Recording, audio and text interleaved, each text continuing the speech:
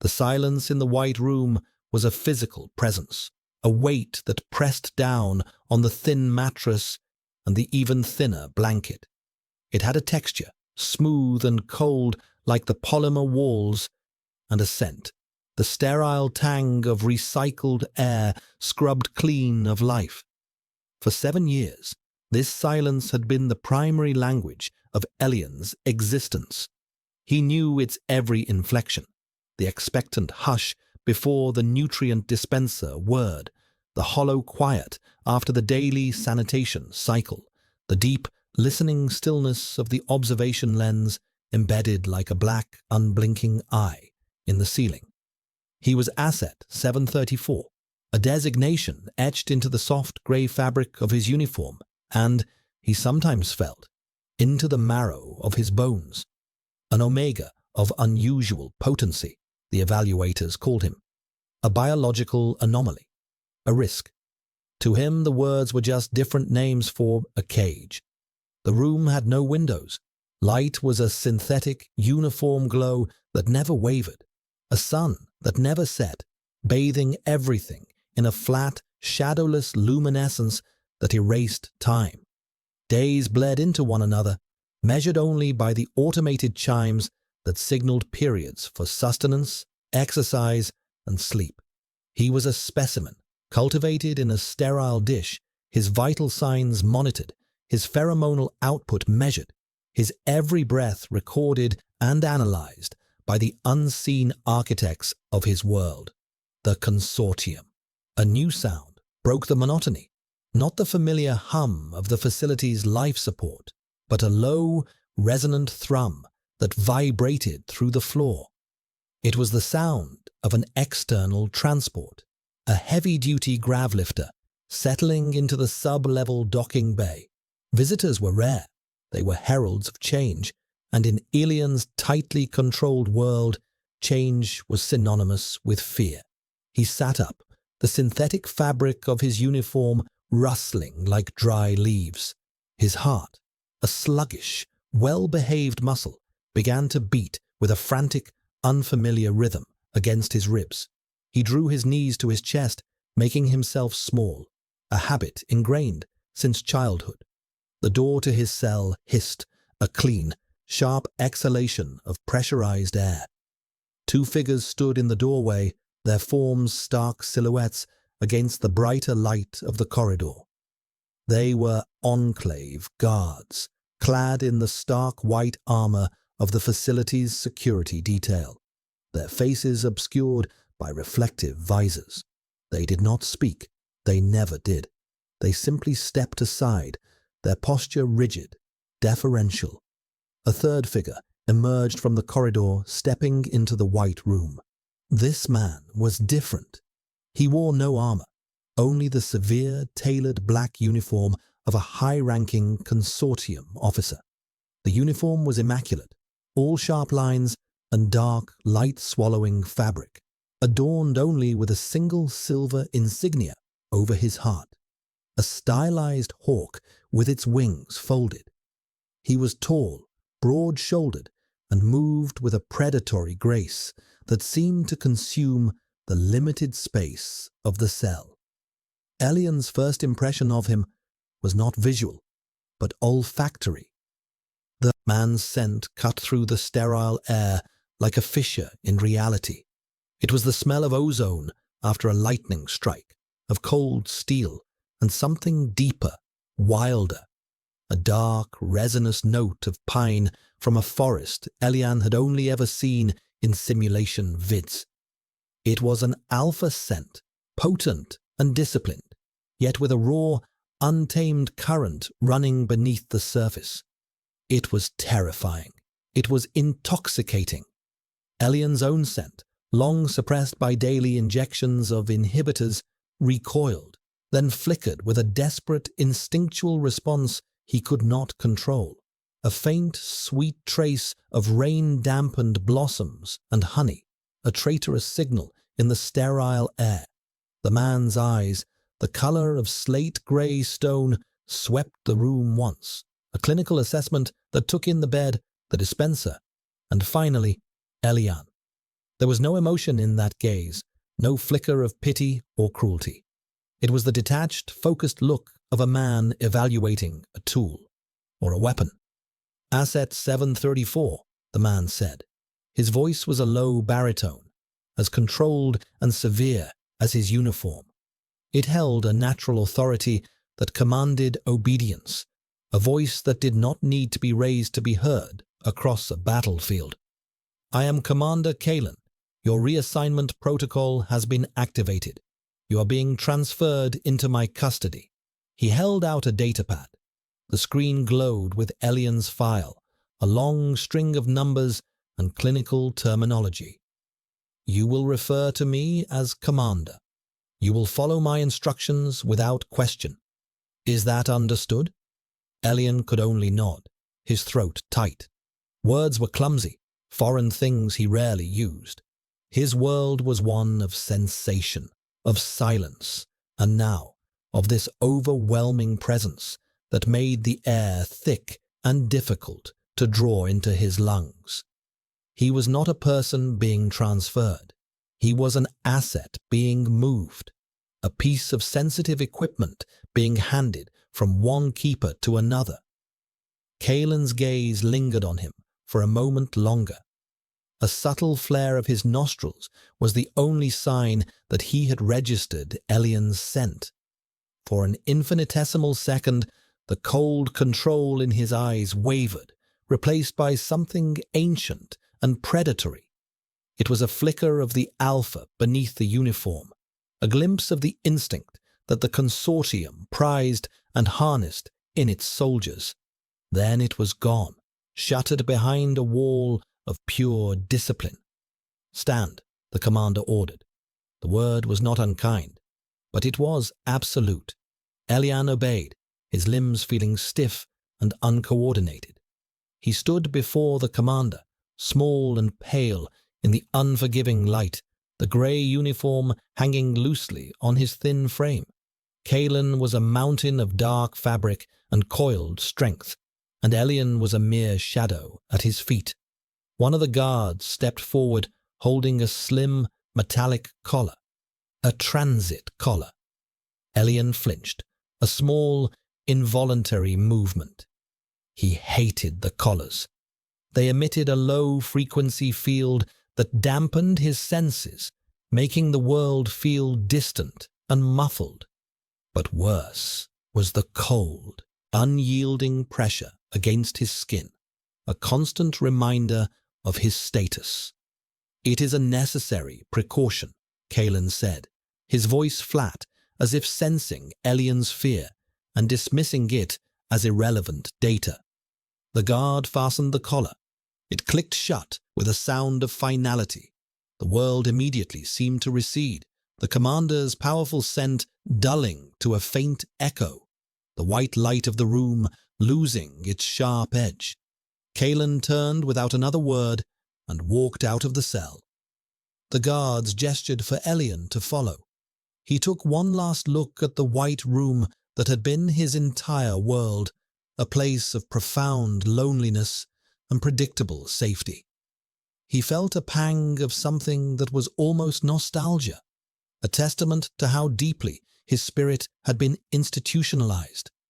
Then he stepped out into the corridor, into the shadow of the Alpha who smelled like the storm, and walked toward a future he could not begin to imagine. He was an asset, he was a risk, and now he was a charge, Kalen's charge. The weight of that thought was heavier than any silence he had ever known. Commander Kalen observed the asset in the transport's rear-view monitor. Asset 734, Elian, according to the file, sat perfectly still, his hands resting in his lap, his gaze fixed on the armored plasteel of the opposite wall. The transit collar encircled his slender neck, its indicator light a placid green. It was functioning optimally, suppressing the Omega's pheromonal output by 98%. And still, Kalen could smell him. It was faint, a ghost of a scent that slipped past the collar's dampening field and the transport's aggressive air filtration system. Rain-soaked petals, wild honey. It was a scent designed by evolution to bypass an alpha's higher reasoning, to appeal directly to the primal core. It was a scent of yielding, of invitation, of profound vulnerability. Kalen's jaw tightened. He adjusted the climate controls, increasing the flow of cold, recycled air.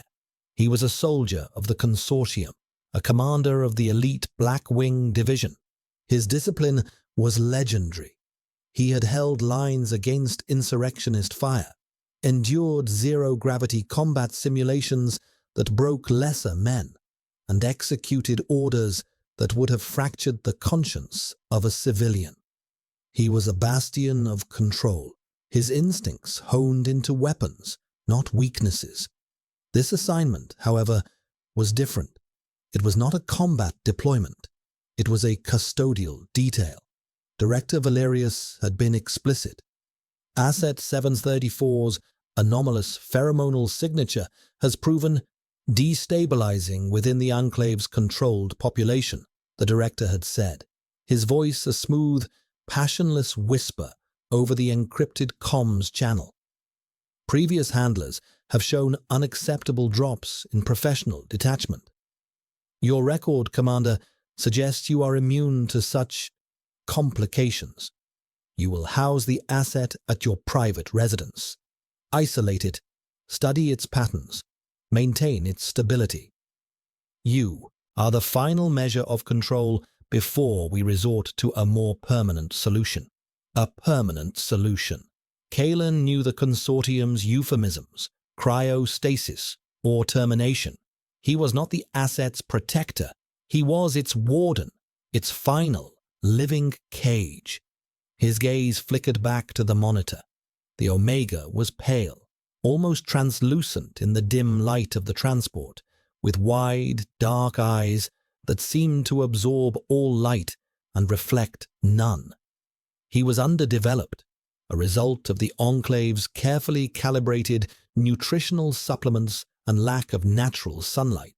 But the underlying bone structure was delicate, almost beautiful. The thought was a clinical observation, nothing more. He was an asset.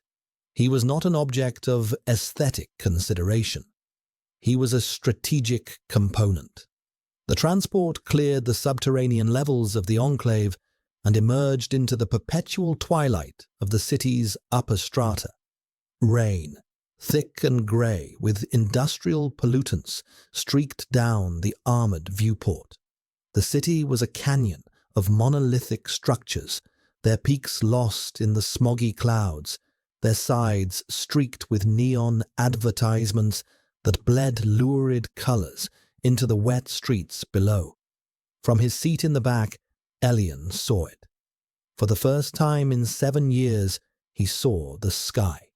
It was not the brilliant, simulated blue from the learning vids, but a bruised, churning expanse of grey. He pressed his hand against the cold viewport, his fingers splayed.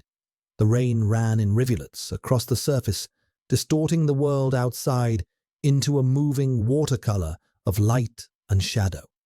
It was the most beautiful thing he had ever seen. He felt a tremor run through him, a strange, aching sensation in his chest. It was the pain of a long-dormant part of him waking up. Kalen saw the movement on the monitor. He saw the small hand pressed against the glass, the slight tilt of the head. He saw the reflection of the city's chaotic lights in the Omega's wide, dark eyes. It was the first sign of genuine life, of unprogrammed response he had witnessed from the asset. The clinical detachment he had so carefully constructed felt a hairline crack run through it. He found himself cataloguing the details, the slender line of the neck, the delicate shape of the hand, the way the dim light caught on the fine, dark hair that had fallen across the Omega's brow. Unacceptable. He was losing focus. He was allowing sentiment to cloud operational parameters. He gripped the transport's control yoke, his knuckles white. He was not a guardian. He was a container. The Omega was not a person. He was a payload, a highly volatile one. The scent, that ghost of honey and rain, seemed to intensify for a moment, and a low, possessive growl rumbled in Kalen's chest, a purely instinctual reaction he caught and crushed before it could become audible. The transport accelerated, leaving the dense urban core behind and heading toward the restricted territories, the swaths of quarantined forest and mountain that buffered the city from the uninhabitable wilds beyond. The neon lights gave way to the steady, cold glow of perimeter beacons. Kalen's residence was a fortress disguised as a home, a stark structure of black composite and reinforced concrete nestled deep within these restricted lands, granted to him for his years of unwavering service. It was a place of isolation, a place of control, perfect for this assignment. He glanced at the monitor one last time. Elian had pulled his hand back from the viewport and was once again sitting perfectly still, his expression unreadable. But Kalen knew something had shifted. The asset had seen the sky. It had felt the rain through the glass. A connection had been made to the world outside the white room, and Kalen understood with a sudden, chilling certainty that a cage with a window is a far crueler thing than one without. It introduced the concept of freedom, and freedom for an asset like this was the most dangerous variable of all. He was its warden. He had to remember that. He was its cage. The residence was less a home and more a monument to control. It rose from the rain-lashed earth like a shard of obsidian, all sharp angles and unadorned surfaces of black, matte composite that seemed to absorb the grey daylight. There was no garden, only a perimeter of crushed gravel that crunched under the transport's landing struts with a sound of finality. Inside, the aesthetic was the same, stark, functional, and cold. Polished concrete floors bled into dark grey walls. The air was cool and smelled faintly of the same ozone and steel that clung to Kalen, a scent that now saturated the entire space. It was Kalen's territory, and his scent marked it as irrevocably as a flag planted in conquered soil. Kalen led Elian from the landing pad into the main living area. The space was vast and open, with a soaring ceiling and a floor-to-ceiling window that offered a panoramic view of the storm-tossed forest outside. Towering pines swayed violently in the wind, their needles a dark, churning green against the bruised purple of the sky. For Elian, whose entire visual world had been the 6 unchanging white walls of his cell, the scale of it was dizzying. It was too much space, too much movement, too much raw, untamed nature. He felt a wave of vertigo and instinctively took a half-step back, seeking the solid, reassuring presence of a wall. Kalen stopped and turned, his expression unreadable. "This will be your designated living space," he stated, his voice echoing slightly in the cavernous room. He gestured toward a Spartan arrangement of furniture, a low-slung sofa, a table, 2 chairs, all in shades of black and grey. "The adjoining room is your quarters. It has its own sanitation unit. You are not to leave this area without my explicit permission. The kitchen unit is programmed with your prescribed nutritional regimen. It will dispense meals at 700, 1300, and 1900 hours." It was a larger cage, furnished with more amenities, but a cage nonetheless. The rules were just spoken instead of programmed. Kalen walked to a wall panel and pressed his palm against it. A section of the wall shimmered and became transparent, revealing a grid of light that mapped the entire residence. This house is a secure facility. Every door is magnetically locked. Every room is under audio and visual surveillance. The perimeter is protected by an electrified fence and proximity sensors. Attempting to leave will result in your immediate incapacitation. Do you understand the parameters of your confinement? Elian looked from the terrifying, beautiful forest outside the window to the cold, glowing grid on the wall. He was trapped between a world he didn't know and a system he knew all too well. He gave a small, jerky nod. "I understand, Commander."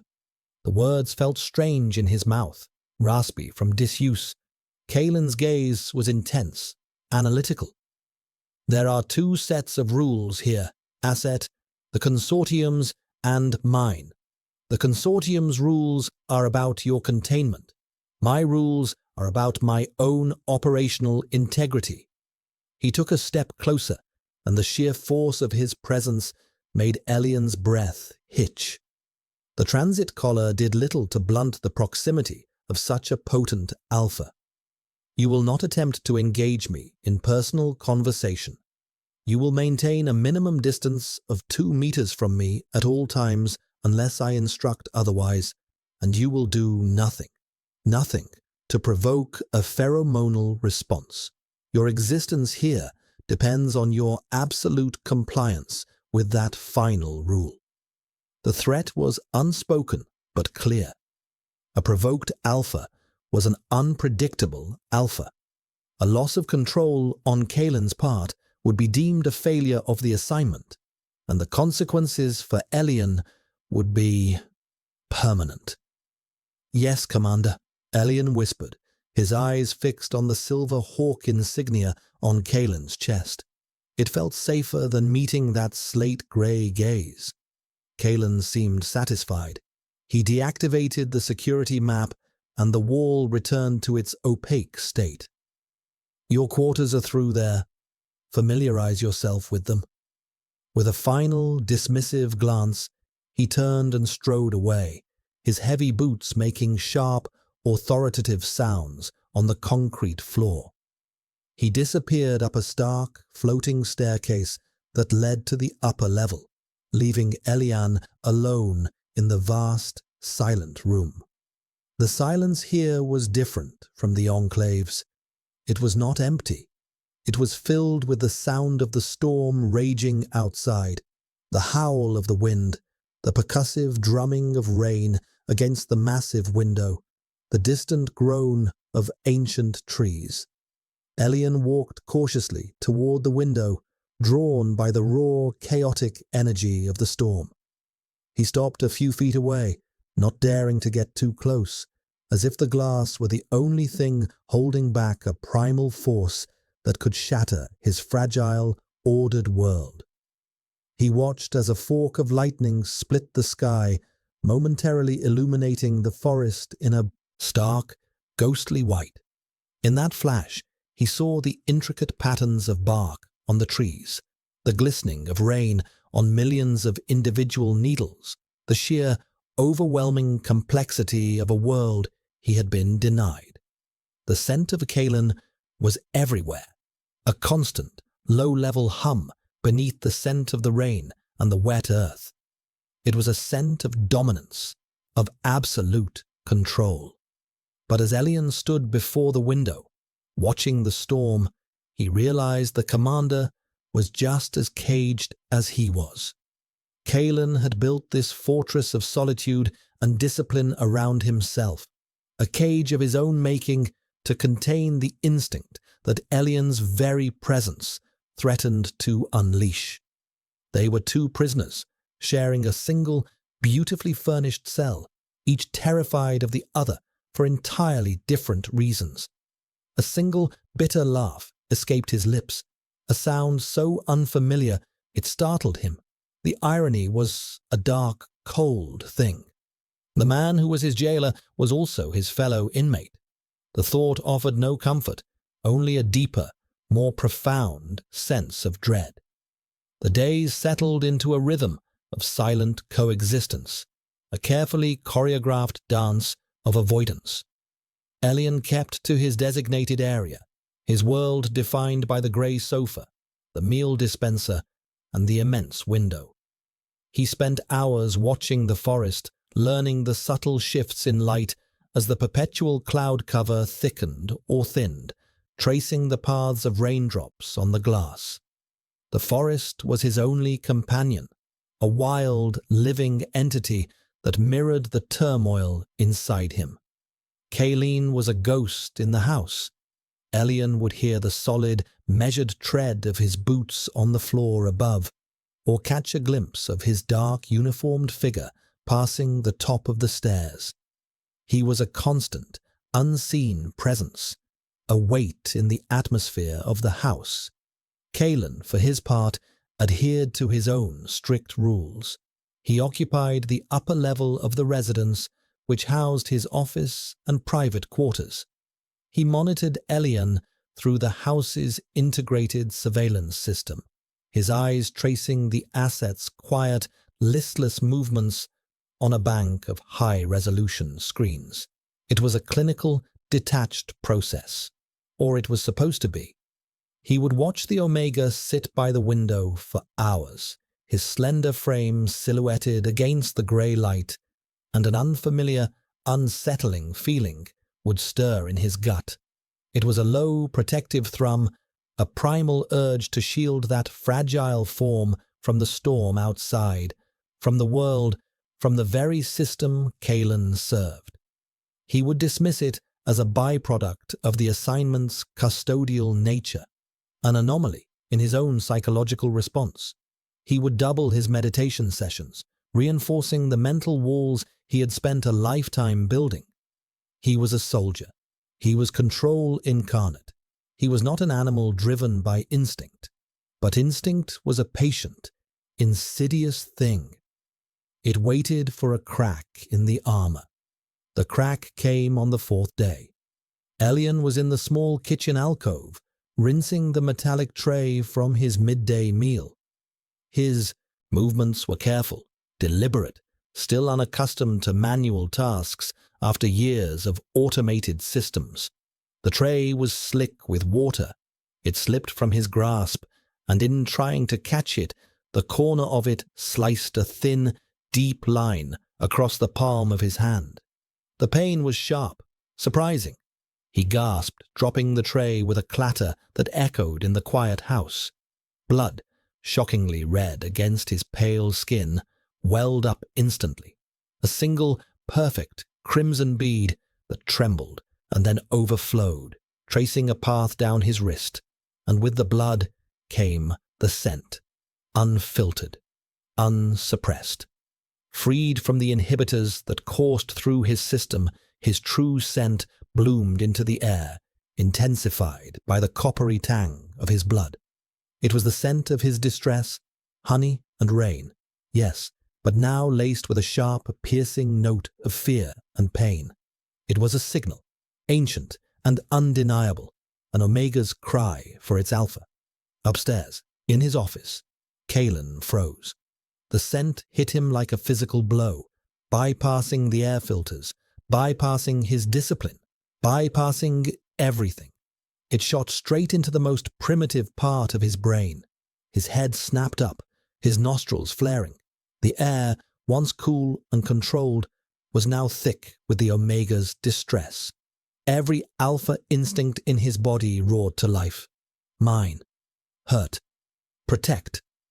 A low, guttural growl tore from his throat, a sound he did not consciously make. His carefully constructed control shattered like glass. The soldier vanished. The commander ceased to exist. There was only the alpha, raw and dominant, responding to the call of a wounded Omega in his territory. He was on his feet and moving before he could think, his body acting on an imperative older than reason. He descended the stairs in 3 long, predatory strides, his entire being focused on the source of that scent. He found Elian in the kitchen alcove, cradling his bleeding hand, his eyes wide with fear. not just of the injury, but of the sudden, suffocating intensity of Kalen's presence. The commander had stopped just inside the kitchen entrance, his body rigid, his hands clenched into fists at his sides. He was breathing heavily, his chest rising and falling in sharp, controlled movements that did nothing to hide the war being waged within him. His slate-grey eyes had darkened to charcoal, and the pupils were dilated, fixed on the trail of blood on Elian's skin. The air crackled with a tension that was almost visible. Elian could feel the waves of pure, undiluted alpha dominance rolling off him. It was terrifying, but beneath the fear was something else, a deep, instinctual pull, a yearning to be soothed by that overwhelming power. "Commander," he whispered, his voice trembling. The sound of his own voice seemed to break the spell. Kalen's eyes flickered, a spark of the man, the soldier returning. He took a single, shuddering breath. "Stay where you are," he commanded, his voice a raw, strained rasp. He turned, not looking at Elian, and strode to a wall-mounted medical kit. He retrieved a sterilizing wipe and a roll of synth-flesh bandage, his movements jerky, overly precise. He did not approach Elian. He placed the supplies on the edge of the kitchen counter, a good 3 meters away. "Clean it. Bandage it," he ordered, his back still to the Omega. Now. His body was a study in violent stillness. He was fighting himself, fighting the overwhelming urge to cross the space between them, to take the injured hand, to clean the wound himself, to cover the scent of blood with his own, to claim and to soothe. It was the hardest battle he had ever fought. Elian, trembling, picked up the supplies.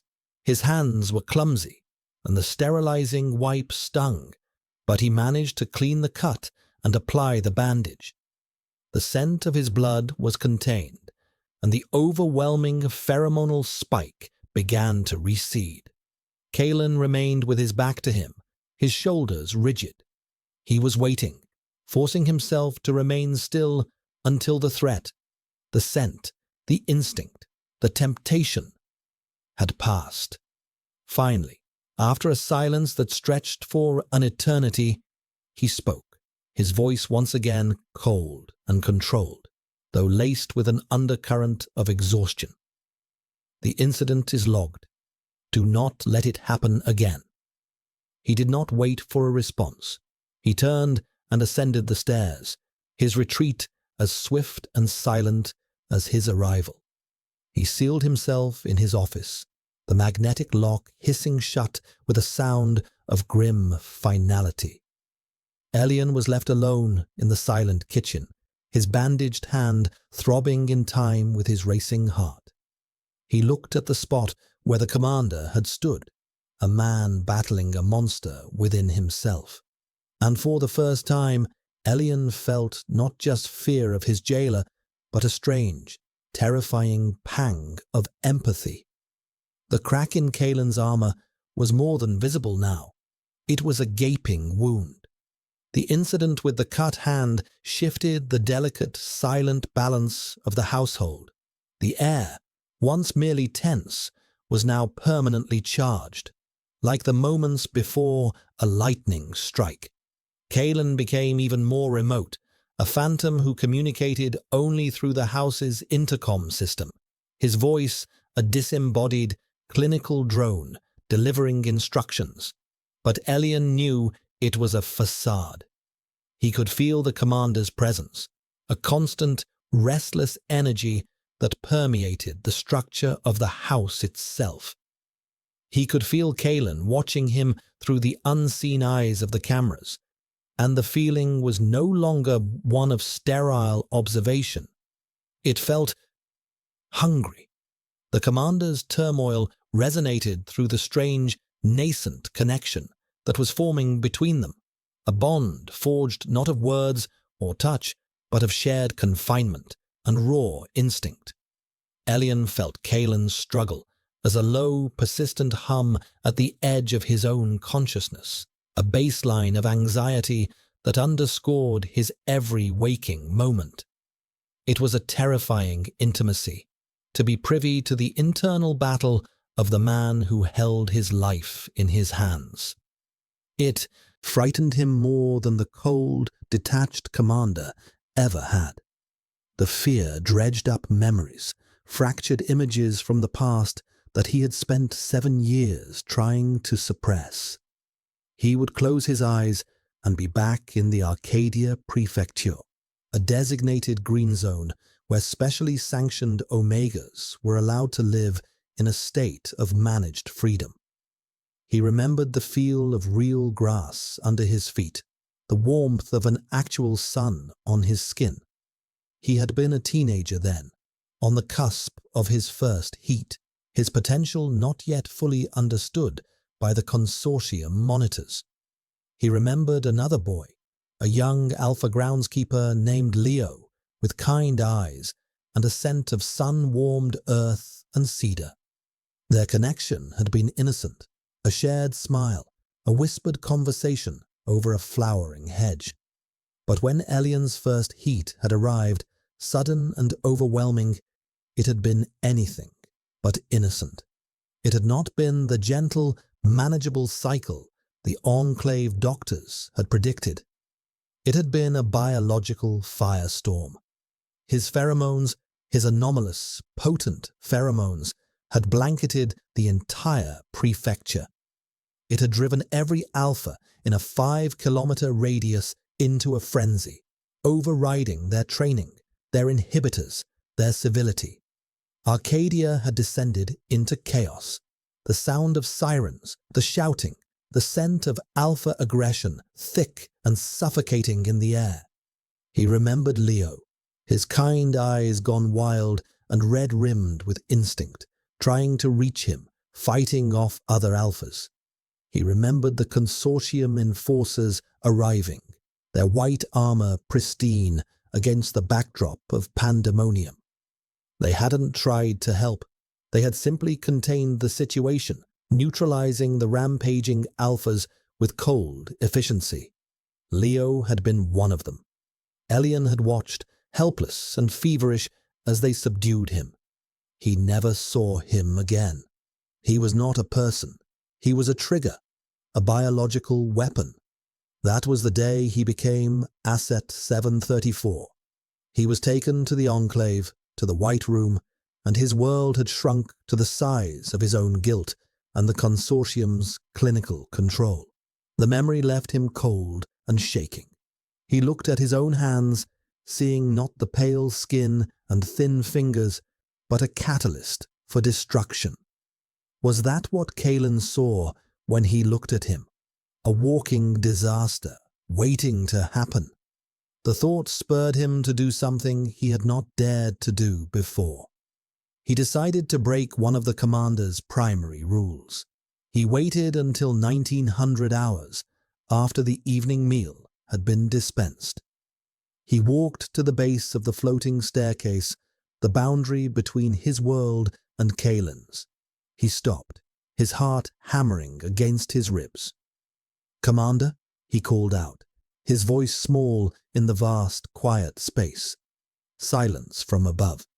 He almost lost his nerve, almost retreated back to the safety of the sofa.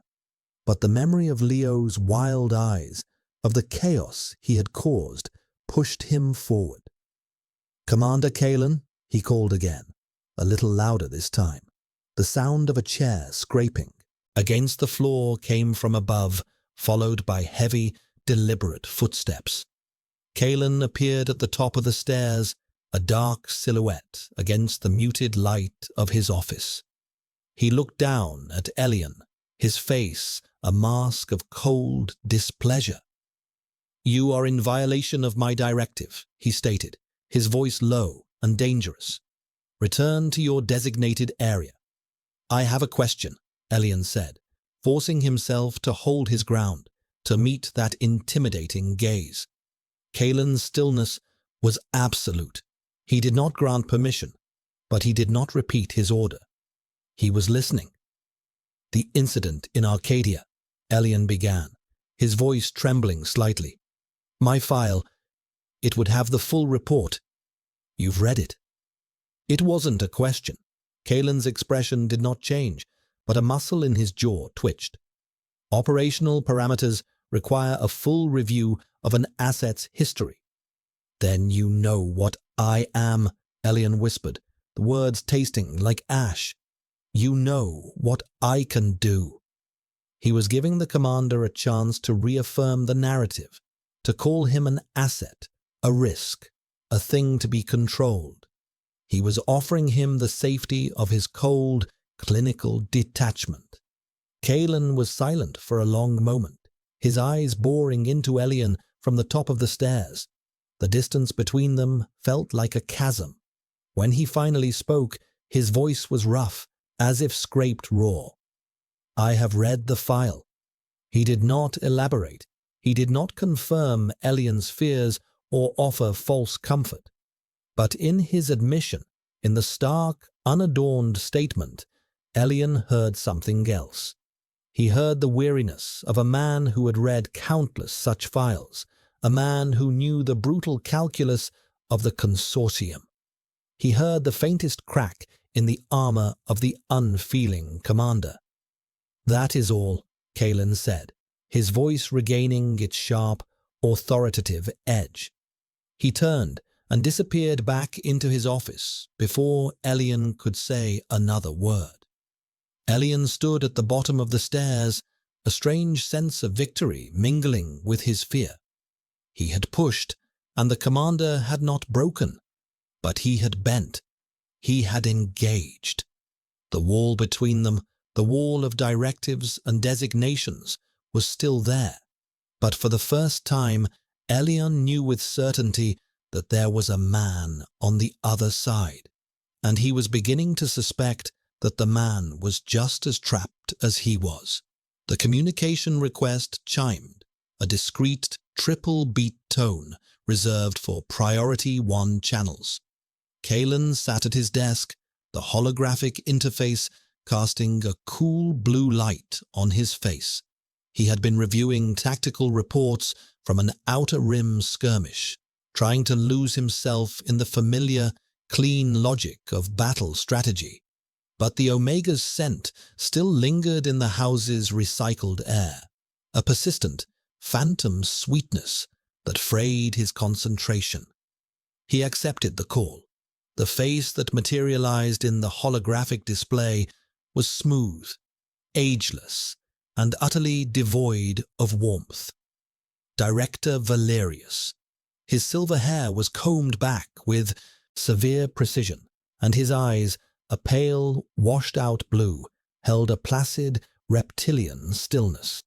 He was the architect of the asset program, a man who saw living beings as complex equations to be solved and utilized.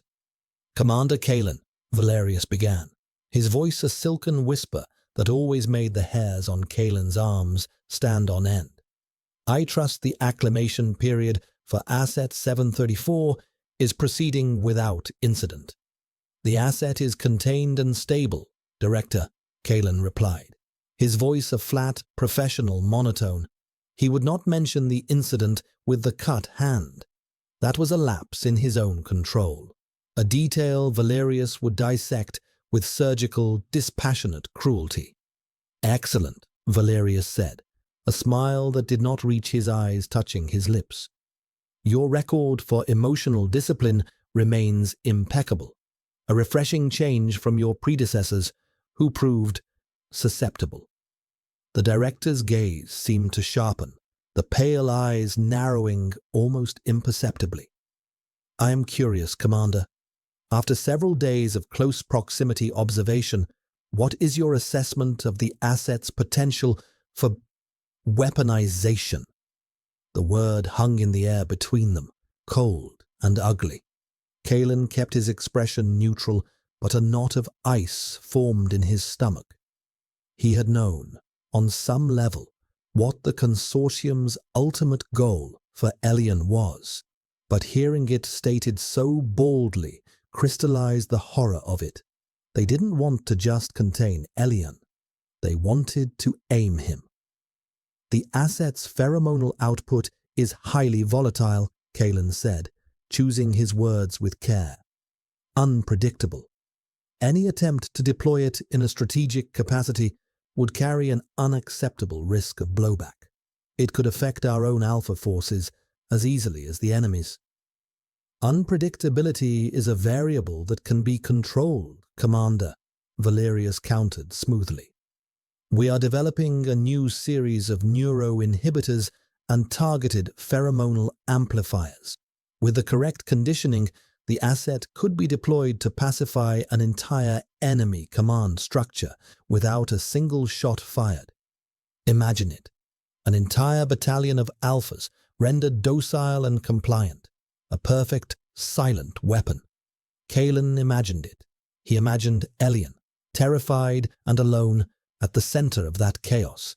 He imagined the aftermath. The image was grotesque. The psychological toll on the asset would be catastrophic, Kalen stated, the words coming out colder than he intended. It would likely render it useless after a single deployment. Assets can be replaced, Valerius replied, his voice dismissive. The statement was a chilling reminder of the consortium's philosophy. People were disposable, results were not. Your task, Commander, is not to be concerned with the asset's well-being.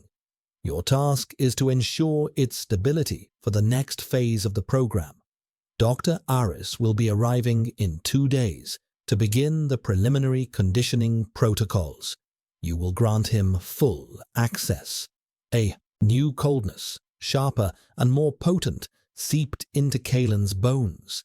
Dr. Aris. He knew the name. Aris was a cyberneticist and bioethicist of ill repute, a man who specialized in breaking minds to reshape them to the consortium's will. His methods were brutal and effective.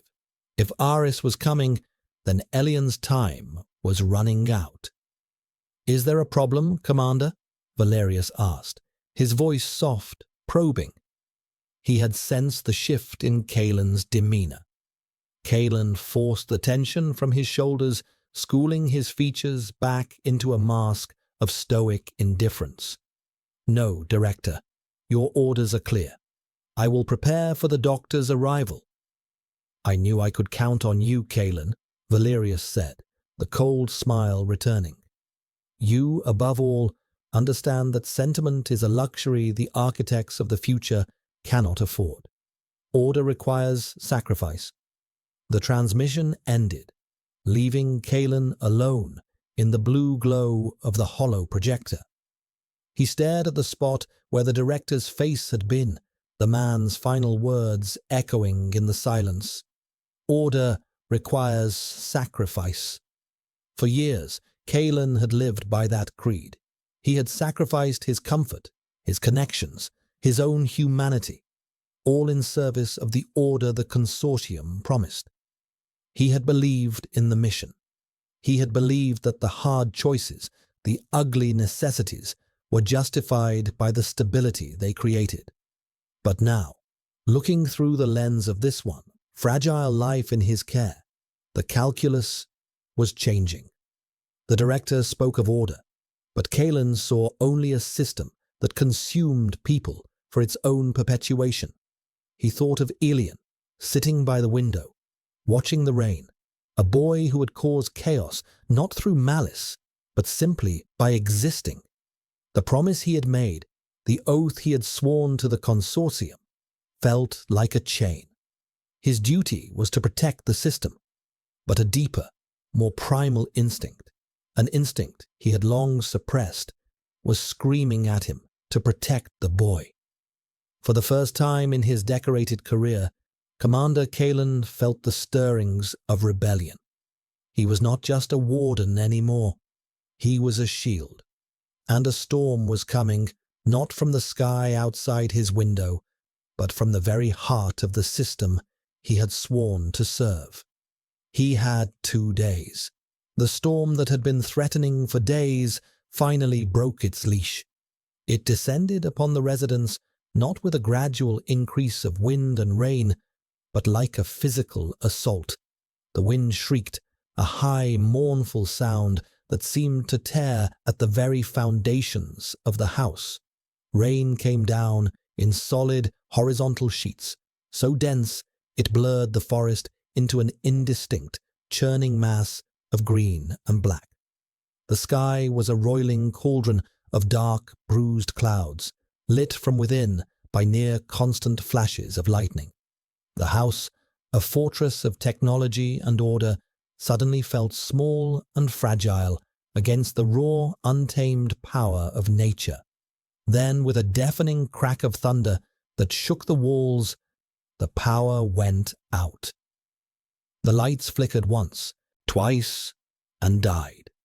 The hum of the climate control system, the faint electronic buzz of the surveillance monitors, the very pulse of the house, all ceased. They were plunged into an abrupt, shocking darkness and an even more shocking silence, a silence broken only by the raging symphony of the storm outside. The emergency power was supposed to kick in within 3 seconds. It didn't. The thunderclap must have been a direct strike on the primary generator and its backup. For the first time since its construction, the house was dead in the water. All of it. The lights, the heat, the comms, the surveillance, the magnetic locks on the doors. Elian, who had been sitting on the sofa, gasped as the darkness swallowed him. It was a total, absolute blackness, deeper than any night he had ever imagined. The sudden sensory deprivation was disorienting. His heart hammered against his ribs, a frantic drumbeat in the sudden quiet. He was alone. The commander was upstairs. The locks were off. For a moment, a wild, thrilling thought shot through him. He could walk out the door. He could run. But where? Into that raging storm. Into a forest he didn't know, with the consortium surely hunting him the moment they realized the facility was offline. The thought died as quickly as it came. Freedom was not a door. It was a fantasy. A new sound cut through the howl of the wind. A heavy, deliberate footstep on the floor above. Then another. On the stairs. Kalen was coming down. Without the buffer of technology, without the hum of the systems that had kept them apart, his presence was suddenly magnified. A palpable force in the dark. Elian's breath caught in his throat. He could smell him. With the air filtration systems off, Kalen's scent rolled down the stairs and filled the lower level, a potent, undiluted wave of ozone, steel, and dark pine. It was the scent of a predator, and in the primal darkness, it was overwhelming. Elian pressed himself back into the sofa, trying to make himself invisible. He heard Kalen reach the bottom of the stairs. The footsteps stopped. The commander was listening, trying to pinpoint his location in the dark. Elian held his breath, praying the pounding of his heart wasn't audible. The air shifted. Kalen was moving again, slowly, cautiously, across the room. Elian could sense him drawing nearer, a heat in the cold air, a subtle displacement of the atmosphere. The primal part of his brain, the Omega that had been suppressed for so long, screamed at him to run, to hide. But another, deeper part of him, the part that had felt the commander's inner conflict, the part that had yearned for connection in its lonely cell, was frozen in place, waiting. A flash of lightning illuminated the room for a split second, a brilliant, stark strobe of white light. In that flash, Elian saw him. Kalen was standing not 5 feet away, his body tensed, his head tilted, as if listening to something only he could hear. His eyes, in that brief, ghostly light, were completely black, the pupils blown wide, He was not the commander. He was the Alpha. The darkness crashed back in, heavier than before. The image was burned into Elian's retinas. He heard a low sound from Kalen, a rough, unsteady exhalation of breath. "Elian," he said. His voice was a raw growl, stripped of all its military precision. It was the first time he had used Elian's name. The sound of it, spoken in that voice, in this darkness, sent a tremor through Elian's entire body. He couldn't speak. He could only listen as the footsteps started again, slower this time, deliberate, closing the final distance between them. He felt the sofa dip as Kalen knelt before him. He could feel the heat radiating from the Alpha's body, a stark contrast to the chill in the room. He smelled the storm on him, and the scent of his own fear. A hand, large and calloused, reached out in the dark. It hesitated for a moment, then gently, so gently, cupped his cheek. The touch was electric, a jolt of warmth and strength that shot through Elian's system. It was the first human touch he had felt in 7 years that wasn't clinical or violent. Kalen's thumb stroked his cheekbone, a slow, soothing gesture that was completely at odds with the tension thrumming through his body. Elian could feel the slight tremor in the commander's hand, a testament to the monumental effort of control it took to offer this gentle contact. In the darkness, without the uniforms, the designations, the technology, they were just two people, an Alpha and an Omega, drawn together by a force older than the consortium, older than cities, older than steel. Elian leaned into the touch, a small, involuntary movement of surrender. A soft, wounded sound escaped his lips. Kalen's breath hitched. His other hand came up, framing Elian's face. He was so close now, Elian could feel his breath, warm and scented with pine, against his lips. The moment stretched, suspended in the roaring silence of the storm, pregnant with 1,000 unspoken possibilities. A promise of violence and tenderness, so intertwined they had become the same thing. The emergency generator, located deep in a sub-basement and shielded from the primary grid, finally sputtered to life. It was not a sudden restoration. A single, low-wattage emergency light flickered on in the far corner of the room, casting long, distorted shadows. The climate control system kicked in with a low groan, and the faint hum of essential systems returned, a weak but persistent ghost of the house's former state. The technology, the order, was reasserting itself. The spell was broken. The return of the light, dim as it was as jarring as a physical blow.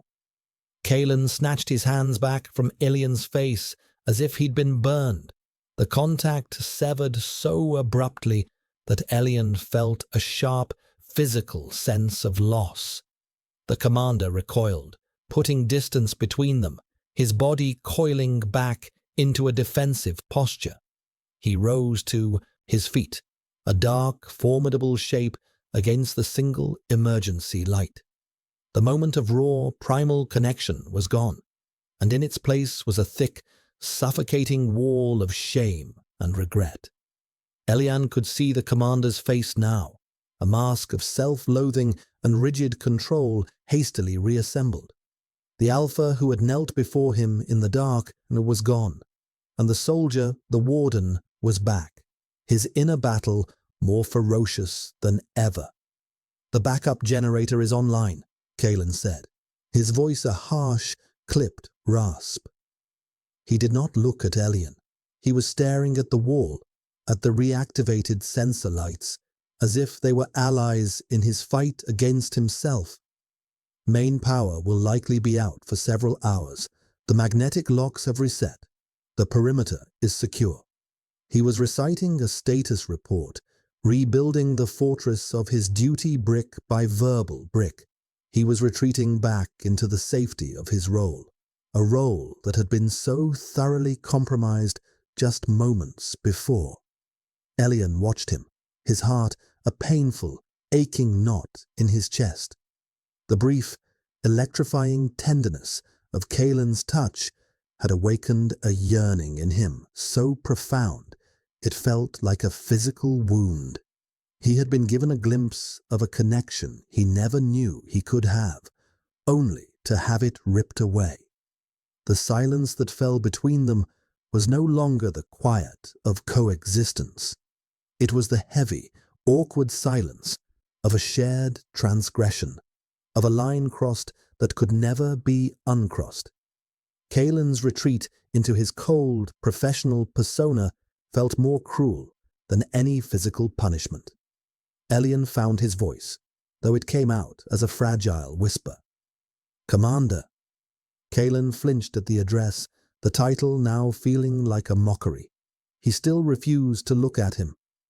"What is it, asset?" he bit out. The word asset, a deliberate, cruel tool to re-establish the distance between them. But Elian would not let him retreat. He had felt the man beneath the uniform, the prisoner inside the warden. He pushed himself off the sofa and stood, taking a tentative step forward. "Kalen," he said, his voice a little stronger this time, using the commander's name like a key, trying to unlock the man he had touched in the dark. Kalen finally turned to face him, his expression thunderous. His eyes were chips of slate, cold and hard, but Elian could see the turmoil raging behind them. "You will not use my name," he commanded, his voice low and shaking with suppressed emotion. "I am your commanding officer. You are a charge under my protection. That is all." "Is that what you were doing in the dark?" Elian asked, his courage surprising him. "Protecting me?" The question hit its mark. Kalen's composure fractured. "I was assessing the situation," he stammered, the lie sounding weak even to his own ears. "The power failure was a security breach. You are my responsibility." "You're afraid," Elian said, not as an accusation, but as a simple statement of fact. He took another step closer, deliberately violating the 2-meter rule. He saw the flicker of panic in Kalen's eyes, the instinct to back away. "What are you afraid of, Kalen?" "Me?" Kalen's hands clenched into fists. "I am a soldier of the consortium. I am not afraid of anything." "You're a liar," Elian said, his voice soft but unwavering. He was so close now, he could see the fine lines of strain around Kalen's eyes, the pulse beating frantically in his throat. "You are not afraid of me. You are afraid of yourself. You're afraid of what you feel." The truth of the words hung in the air between them, undeniable. Kalen stared at him, his defenses stripped away, his vulnerability laid bare. He was a man trained to be a weapon, to feel nothing, to obey without question. And this fragile, pale Omega, with eyes that held the ghosts of 1,000 lonely nights, had seen through all of it. He had seen the man drowning in the uniform.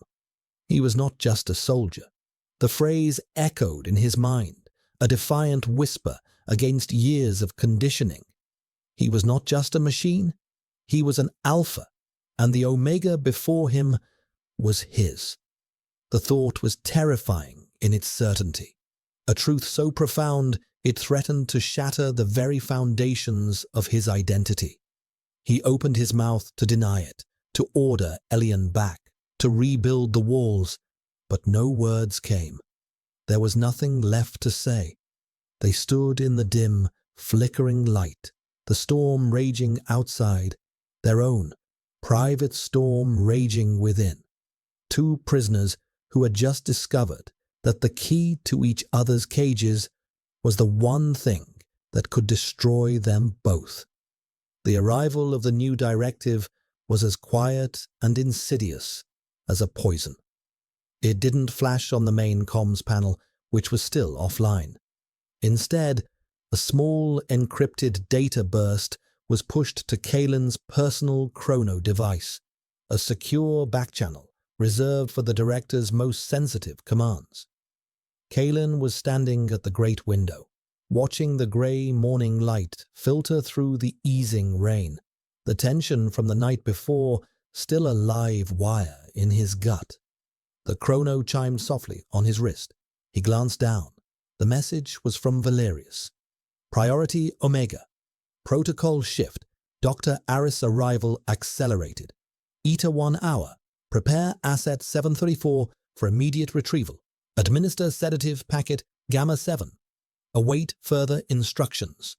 Compliance is mandatory. A single hour. The words hit Kalen with the force of a physical impact. The protocol shift was a lie. This was a purge.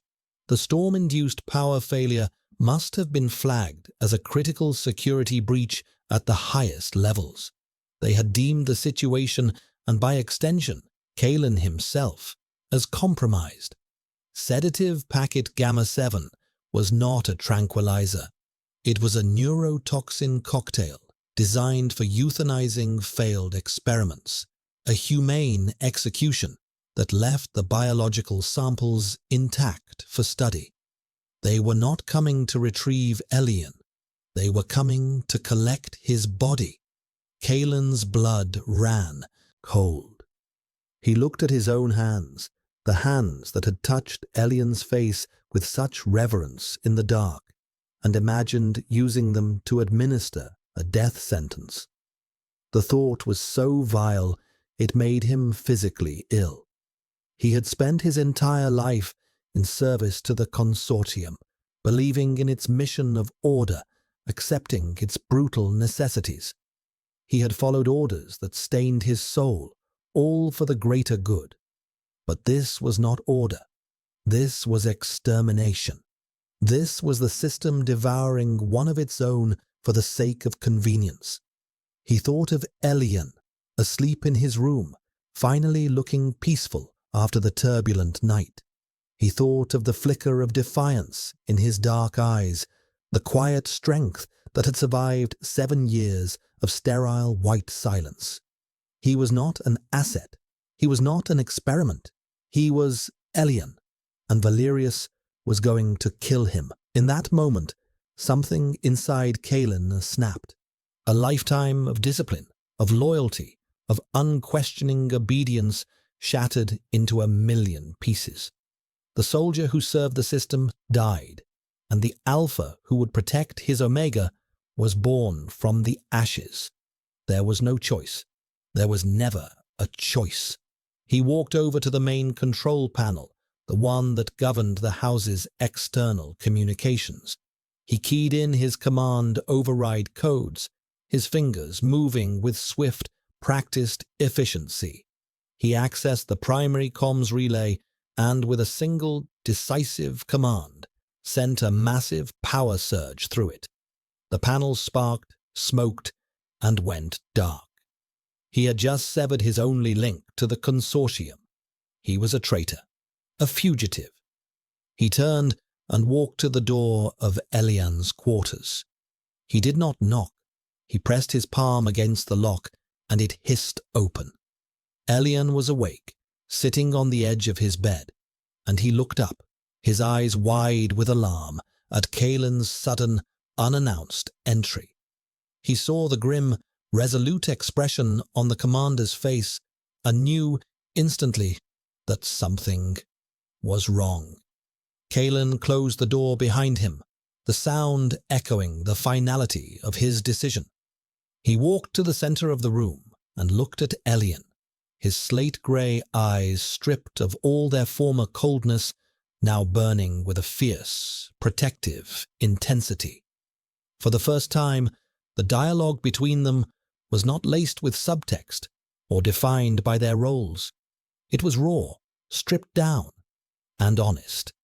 "They are coming for you," Kalen said, his voice low and urgent. "The director has ordered your termination." Elian's face went pale. The word termination was a clinical, sterile blade, but it cut just as deep. He had always known this was a possible outcome, but hearing it spoken aloud made it real. An imminent, terrifying threat. What are you going to do? Elian whispered, his voice shaking. Kaelin's gaze was unwavering. I will not let them take you. The words were a vow, an oath sworn not to a flag or a system, but to the person standing before him. He was a shield, and he was placing himself between Elian and the entire might of the consortium. He began issuing commands, the seasoned commander re-emerging, but this time he was fighting a different war. Get up. We have to move now. The retrieval team will be armed and authorized for lethal force. Our only chance is the forest. The storm has knocked out most of their long-range sensors. It will give us cover. He went to a storage locker in the wall and pulled out 2 dark, all-weather cloaks and a pack filled with survival gear. He tossed one of the cloaks to Elian. Put this on. It will mask your heat signature and help disperse your scent. Elian, still in shock, fumbled with the heavy fabric. Kaelin was already at the room's window, prying open an emergency release panel. The window was not designed to be an exit, but the power outage had disabled its primary locks. With a grunt of effort, he forced it open. The cool, damp air of the forest rushed in, carrying the scent of pine and wet earth. It was the scent of freedom and of danger. Kaelin turned back to him. Elian, look at me. Elian met his gaze. Once we step out this window, there is no going back. They will hunt us. We will be fugitives for the rest of our lives. Do you understand? Elian nodded, his fear warring with a wild, burgeoning sense of hope. To be hunted meant he was alive. To be a fugitive meant he was free. It was a terrifying trade, but it was the only one he had. I understand, he said, his voice clear and steady. Kaelin gave a curt nod of approval. He slung the pack over his shoulder and moved to the window. Stay close to me. Do exactly as I say. The forest is as dangerous as they are. He swung a leg over the sill and dropped to the soft, rain-soaked ground below. He looked up, his hand outstretched. Come on. Elian took a deep breath, the scent of the wild world filling his lungs. He took one last look at the room, his final, luxurious cage. Then he took Kaelin's offered hand, his small, pale fingers wrapping around the commander's strong, calloused ones. The contact was firm, reassuring. It was a promise. He climbed through the window, leaving Asset 734 behind forever, and stepped out into the storm as Elian. The escape had begun. The forest floor was a treacherous carpet of slick mud, tangled roots, and decaying leaves. Rain, lighter now but still persistent, dripped from the canopy of the massive pines, soaking their cloaks and chilling them to the bone. The air was thick with the smell of damp earth, pine resin, and decomposition. The smell of life and death, raw and unfiltered. For Elian, whose senses had been starved for years, it was an overwhelming, intoxicating assault. Every sound was magnified, the frantic scuttling of some unseen creature in the undergrowth, the mournful call of a bird, the steady, rhythmic drip of water from leaf to leaf.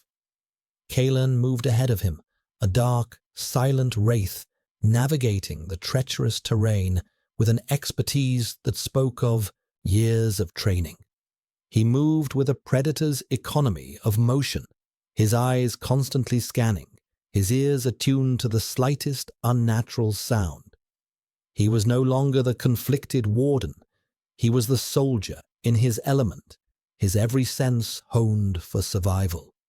But his focus was not on some distant enemy. It was on the slim figure, following in his footsteps. He would pause every few minutes, turning to make sure Elian was keeping up, his hand often reaching out to steady him over a gnarled root or a slippery patch of moss. The contact was brief, impersonal, yet it sent a jolt of warmth through Elian each time. They moved for what felt like hours, pushing deeper into the woods, putting as much distance as possible between themselves and the residents. The adrenaline that had fueled their initial flight began to fade, replaced by a deep, penetrating exhaustion.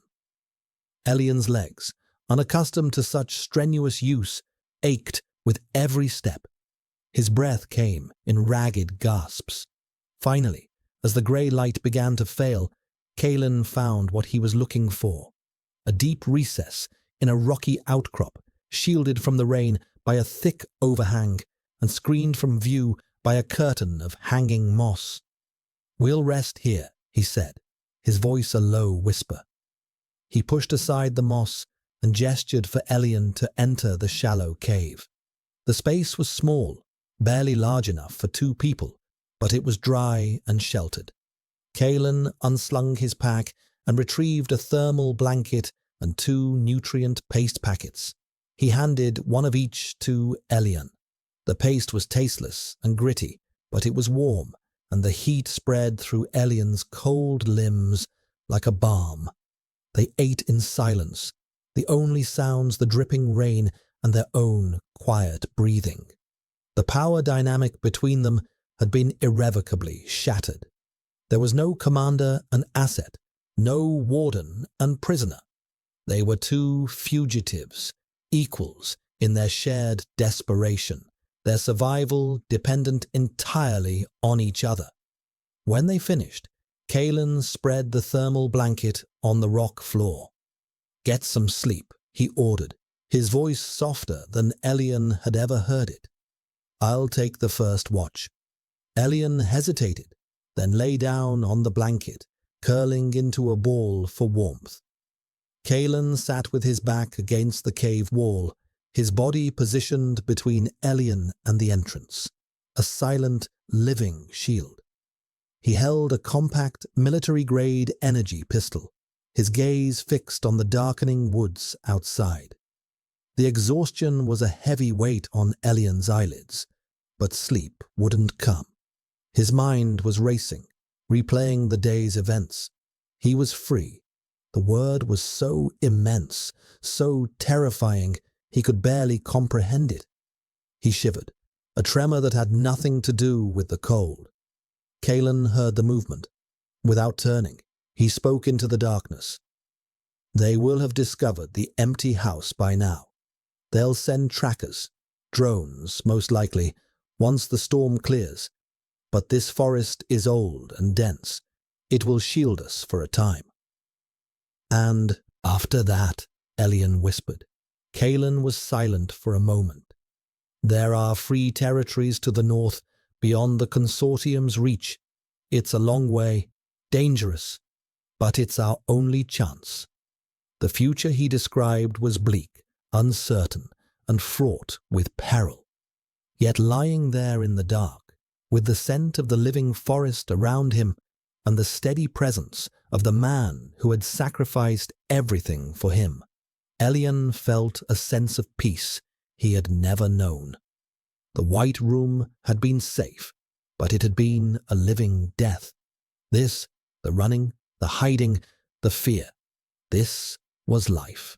He watched Kalen's silhouette, the strong line of his shoulders, the way he held the weapon with a calm, steady readiness. He was a killer, a soldier, the consortium's finest weapon. But he had turned that weapon against his masters, all for him. "Why?" Elian asked, the question a soft breath in the dark. Kalen knew what he was asking. Why risk everything? Why betray a lifetime of service? He didn't answer immediately. He kept his gaze on the forest, his mind replaying the moment in the darkened room when he had touched Elian's face, the moment when his entire world had shifted on its axis. "For years, I followed orders," he finally said, his voice a low, gravelly murmur. "I believed that control was the only thing that mattered. That order was worth any price, but order without humanity is just a more efficient cage." He finally turned his head, his eyes finding Elian's in the deep gloom. "I saw what they were going to do to you, and I realized I would rather see the whole system burn than let them put out your light." The confession hung in the air, a thing of breathtaking vulnerability. It was more intimate than any touch, more binding than any vow. Elian felt tears well in his eyes, hot and unfamiliar. He pushed himself up and crawled across the small space, stopping just before him. The alpha-omega instinct, the pull that had terrified them both, was still there, a low, steady hum between them. But it was no longer a threat. It was an anchor. He reached out a trembling hand and laid it on Kaelin's arm, over the rough fabric of his uniform. Kaelin's muscles tensed under his touch, but he did not pull away. His own hand came up and covered Elian's, his large, calloused fingers engulfing his completely. This time, he didn't let go. In the heart of the wilderness, two fugitives found a fragile sanctuary, not in a place, but in each other. The hunt was on.